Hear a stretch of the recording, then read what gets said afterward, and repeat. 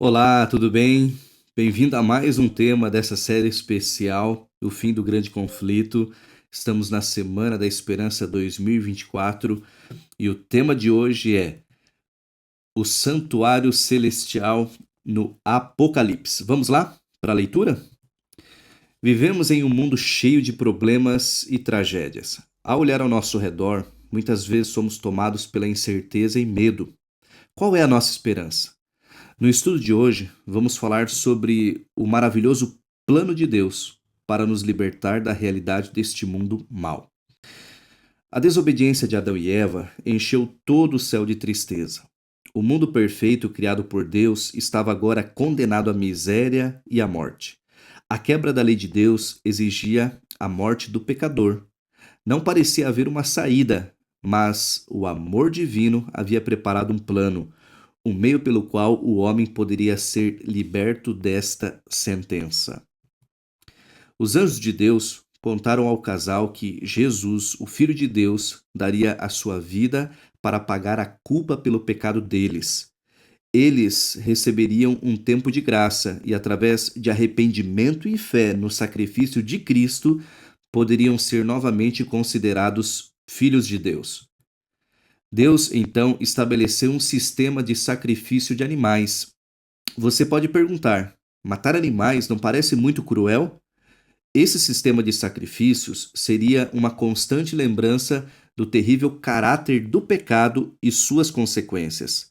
Seria também uma forma de apontar a Jesus como o único caminho para libertar o homem da culpa.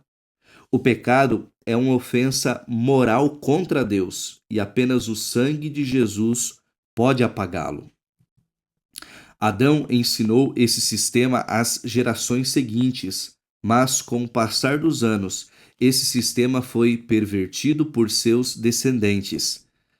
Quando o povo de Israel foi liberto da escravidão do Egito, Deus deu instruções bem definidas no Sinai sobre o sistema sacrificial, já que, pelo longo convívio com povos idólatras, muitos costumes pagãos foram misturados ao seu culto.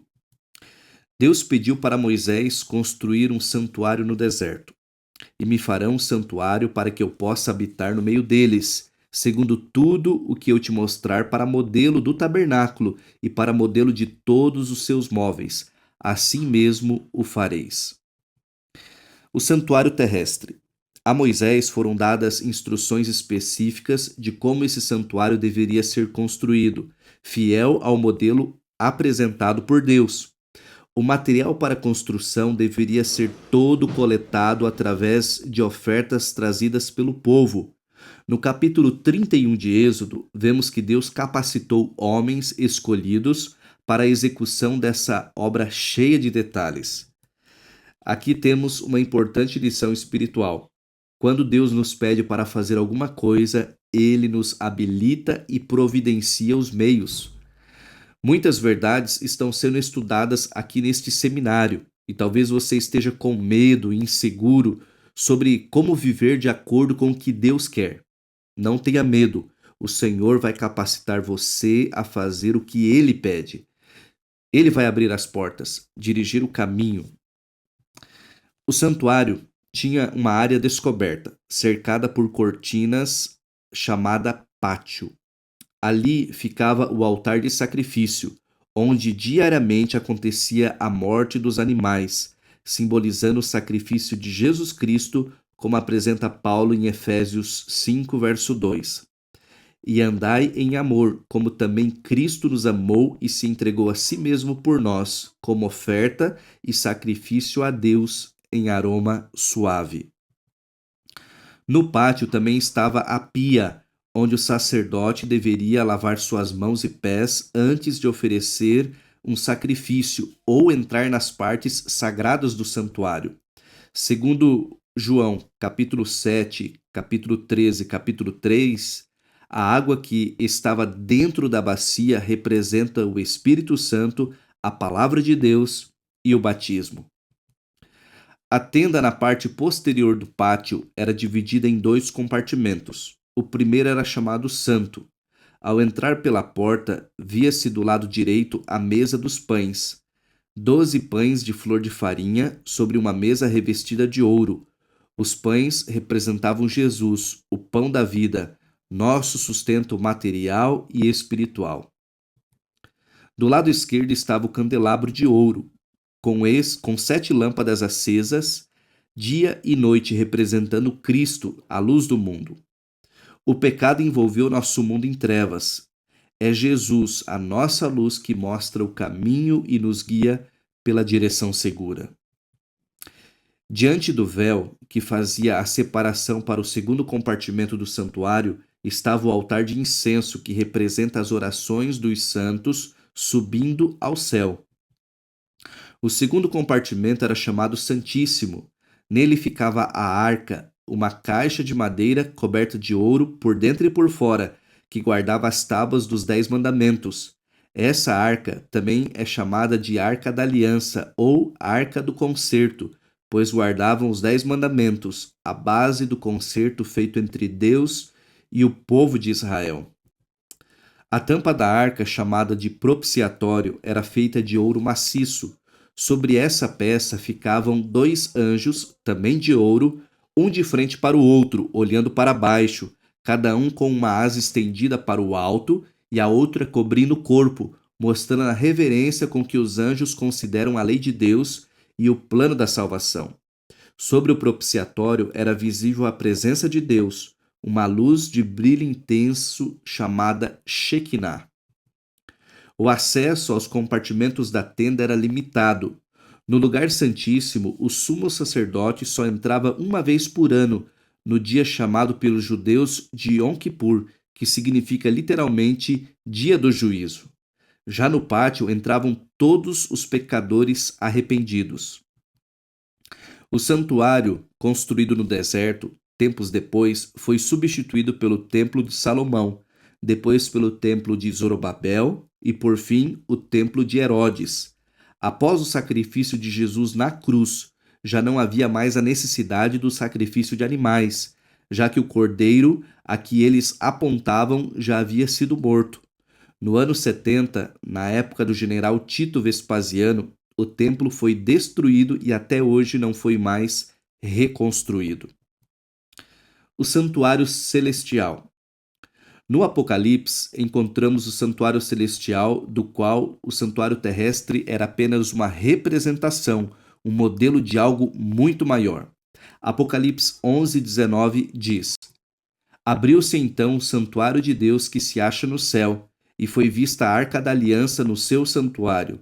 E sobrevieram relâmpagos, vozes, trovões, terremoto e grande saraivada.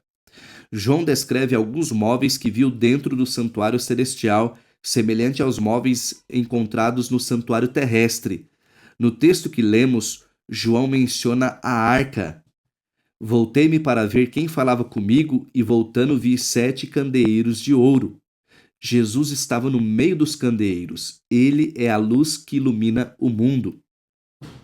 Veio outro anjo e pôs-se junto ao altar, tendo um incensário de ouro, e foi-lhe dado muito incenso, para que o oferecesse com as orações de todos os santos sobre o altar de ouro que está diante do trono. Essa é a certeza de que não há oração que não seja ouvida, nem pranto ou choro que não chegue ao trono do Pai. Os sacerdotes que atuaram no santuário do Antigo Testamento eram uma representação do sacerdócio de Jesus Cristo no santuário celestial. Ora, o essencial das coisas que temos dito é que possuímos tal sumo sacerdote que se assentou à destra do trono da majestade nos céus, como ministro do santuário e do verdadeiro tabernáculo que o Senhor erigiu, não o homem.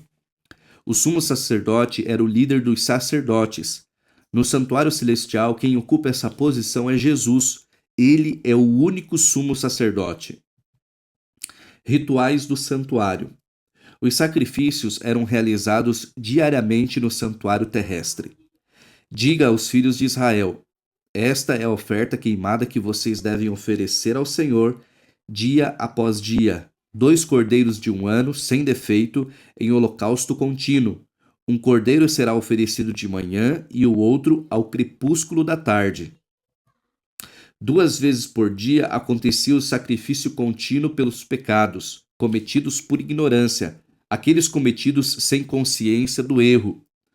1 vez por ano acontecia o dia da expiação, quando o santuário era purificado.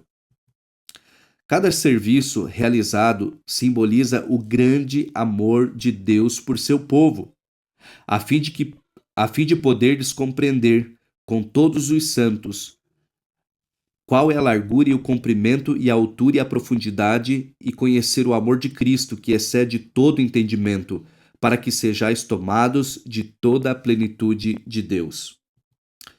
Símbolos do santuário. O santuário apresenta 6 passos fundamentais para a salvação que aparecem nitidamente em cada um de seus símbolos. Primeiro símbolo: na porta do pátio está a necessidade do ser humano de salvação. Segundo símbolo: no altar dos holocaustos é colocada sobre o pecador a justiça de Cristo que o torna justo. Terceiro símbolo: na bacia ou lavatório, a purificação da vida é creditada ao pecador pela pureza de Cristo, um crescimento diário em sua graça, a santificação. Quarto símbolo: no altar de incenso, Jesus está sempre intercedendo por nós. Quinto símbolo: no candelabro de ouro, o Espírito Santo está atuando hoje em prol da igreja, trazendo a luz que vem de Jesus e de sua palavra. E sexto símbolo: na Arca da Aliança encontram-se harmoniosamente a justiça e a misericórdia de Cristo. Jesus, o Cordeiro e sumo sacerdote. Os sacrifícios do Antigo Testamento apontavam para Jesus, o Cordeiro de Deus que tira o pecado do mundo. Portanto, se o sangue de bodes e de touros e a cinza de uma novilha, aspergidos sobre os contaminados, os santificam quanto à purificação da carne, muito mais o sangue de Cristo, que pelo poder eterno, que pelo Espírito eterno a si mesmo se ofereceu sem mácula a Deus, purificará a nossa consciência de obras mortas, para servirmos ao Deus vivo. Cristo é o Cordeiro e o sacerdote. Agora, com efeito, obteve Jesus ministério tanto mais excelente, quanto é ele também mediador de superior aliança, instituída com base em superiores promessas. Porque Cristo não entrou em santuário feito por mãos, figura do verdadeiro, porém no mesmo céu, para comparecer agora por nós diante de Deus. Jesus é o único e suficiente mediador entre Deus e o homem. Ele intercede por nós diante do Pai, apresentando os méritos de seu sangue para o perdão dos nossos pecados que confessamos e dos quais nos arrependemos. Também intercede da parte de Deus em nossa consciência, insistindo para que nos reconciliemos com o Pai e aceitemos a vida de santidade a que Ele nos convida em completa obediência aos seus mandamentos. Em uma vila na Escócia, vivia um médico que ficou conhecido por sua bondade. Após sua morte, ao examinarem seus livros, encontraram muitas contas marcadas com tinta vermelha, com as seguintes palavras: cancelada, pobre demais para pagar. A viúva, não concordando com a postura do esposo, disse: essas contas devem ser cobradas. Levou então a questão para ser julgada no tribunal. O juiz lhe perguntou: isto que está escrito em vermelho é a letra do seu marido? É a letra do seu marido mesmo? Sim, respondeu a viúva. Então não existe tribunal no mundo que possa exigir o pagamento dessas contas, uma vez que seu esposo as declarou canceladas. A todo instante, Cristo está intercedendo por nós no santuário celestial, cancelando a dívida dos nossos pecados, paga com seu sangue derramado na cruz. De nossa parte, basta nos arrependermos e aceitar seu sacrifício em nosso favor. Existe sim esperança para este mundo mau. Deus está nos convidando hoje a aceitar o perdão e a salvação. Alguns podem dizer: existe tempo para tudo. e o da minha entrega ainda não chegou. É verdade que a Bíblia fala que há tempo para tudo, mas quando o assunto é a salvação, o tempo certo é agora. Preste bem atenção a este convite. Você quer receber de Deus a salvação? Está disposto a viver de acordo com a vontade de Deus? Se assim estiver, eu peço que você repita comigo esta oração ou se concentre e ore comigo seguindo essa oração, essas palavras. Senhor, teu amor é profundo e sabemos disso. O Senhor foi até o limite para nos salvar e agora eu quero te entregar esta pessoa que ora comigo em tuas mãos. Não temos mais tempo a perder e sabemos disso. Com teu Santo Espírito, eu peço que toque nesses corações, abra os nossos olhos e nos ajude a vivermos sempre de acordo com o teu querer. Em nome de Jesus. Amém.